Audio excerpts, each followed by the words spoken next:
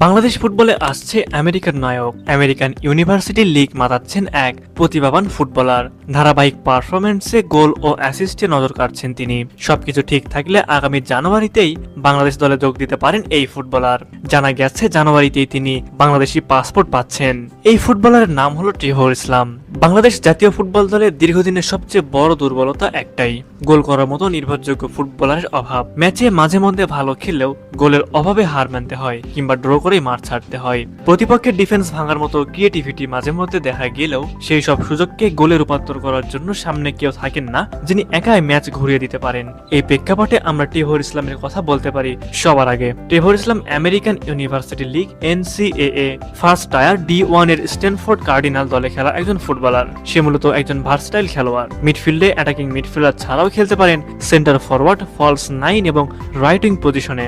বর্তমানে ত্রিহর ইসলাম তার ক্যারিয়ারের সেরা ফর্মে রয়েছেন এবং এই পারফরমেন্স তিনি চালিয়ে যাচ্ছেন রাইট উইঙ্গার হিসেবে। এছাড়াও তাকে কয়েকটি ম্যাচে সেন্টার ফরওয়ার্ড হিসেবে খেলতে দেখা গেছে। ট্রেভর নাম্বার 9 হিসেবে একজন দক্ষ ফরওয়ার্ড। তাছাড়াও প্লে মেকিং এর জন্য তার দলে সেই সেরা। সুতরাং সিঙ্গাপুরের বিপক্ষে ম্যাচ সহ বাংলাদেশের পরবর্তী ম্যাচগুলোতে ট্রেভর ইসলামের মতো ফুটবলার খুব বেশি প্রয়োজন।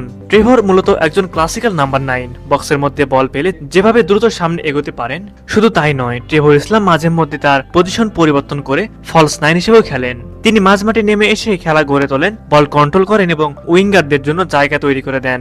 একজন আধুনিক স্ট্রাইকারের মধ্যে যে বৈচিত্র্য থাকা উচিত, ট্রেভরের খেলার ধরন তার সবটুকুই প্রতিফলিত হয়। ট্রেভর ইসলাম শুধু টেকনিক্যালি নয়, ফিজিক্যালি ও খুবই ইমপ্রেসিভ একজন অ্যাথলেট।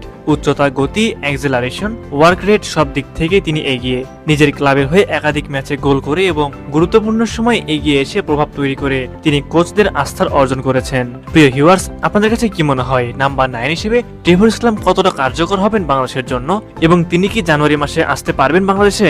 এই বিষয়ে আপনারা কি ভাবছেন তা আমাদের কমেন্ট করে জানাবেন।